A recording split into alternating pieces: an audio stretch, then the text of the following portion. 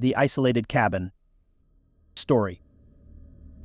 Emily had always dreamed of escaping the chaos of city life and finding solace in nature. So when she finally got the chance to spend a few days off the grid, she jumped at the opportunity. She rented a remote cabin deep in the woods of the Pacific Northwest, a place so isolated that the only way to reach it was by a long, winding dirt road. The cabin was small but charming, with a stone fireplace and large windows that overlooked a pristine lake surrounded by towering trees. Emily relished the thought of spending her days hiking and her nights in front of the fire, away from the noise and stress of her everyday life. As she settled in, she noticed the serene beauty of her surroundings and felt a profound sense of peace. On her first night, Emily lit a fire and enjoyed a quiet evening reading a book by the glow of the flames. The only sounds were the crackling of the fire and the occasional hoot of an owl. As she prepared for bed, she noticed that the wind had picked up, causing the trees outside to sway and cast eerie shadows on the cabin walls. She dismissed it as a normal part of being in the woods and went to sleep. Around midnight, Emily was jolted awake by a loud noise, a thump, followed by what sounded like scratching at the door. Her heart raced as she tried to convince herself it was just an animal or the wind playing tricks on her. But the scratching continued, growing louder and more insistent. She mustered the courage to check it out, grabbing a flashlight and a heavy object for protection. As she approached the door, the scratching stopped abruptly. She shone the flashlight through the small window beside the door but saw nothing. The woods outside were dark and still. With a deep breath, Emily opened the door and stepped outside, scanning the area.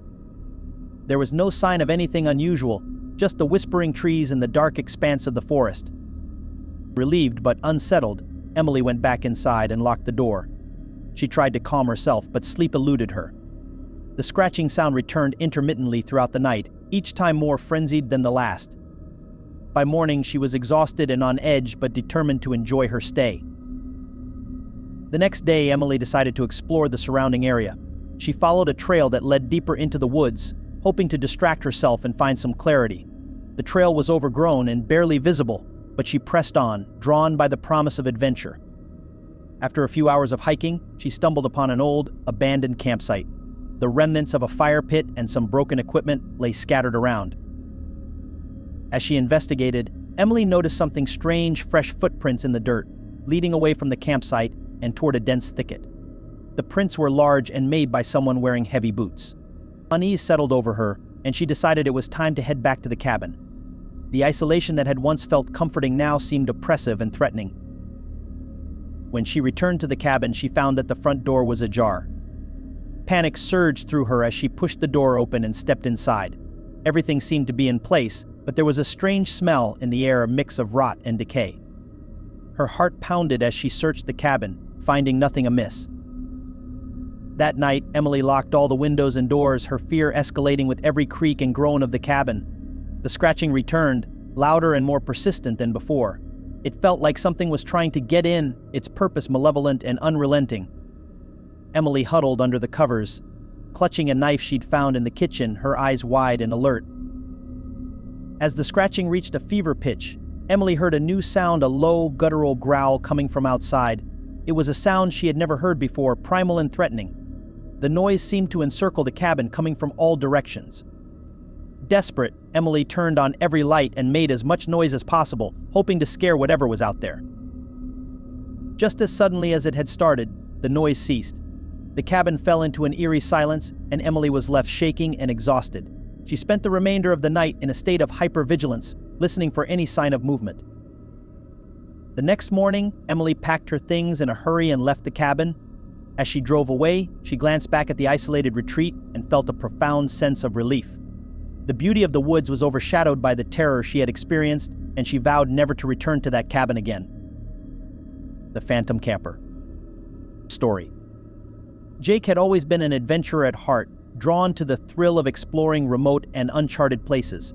So when he discovered a hidden camping spot deep in the Colorado Rockies, he was eager to experience it for himself.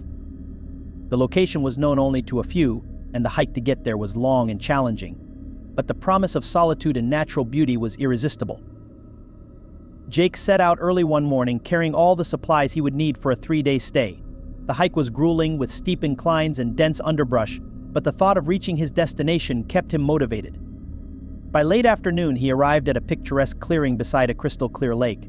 The spot was perfect, with a flat area for his tent and a stunning view of the surrounding mountains.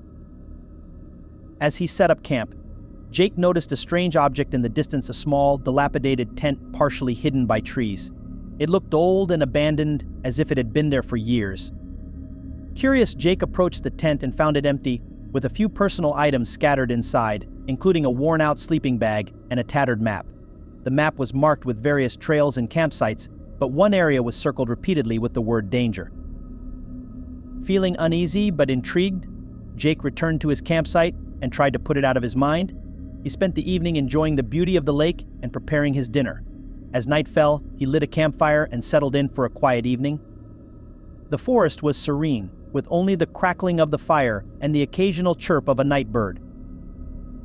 Around midnight, Jake was jolted awake by a strange noise, a rustling sound coming from the direction of the abandoned tent.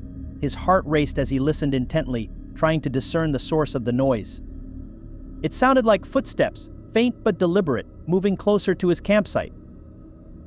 Jake grabbed his flashlight and crept out of his tent, shining the beam toward the source of the noise. The forest was dark and still, and there was no sign of anyone around. The rustling had stopped, but Jake felt a lingering sense of unease.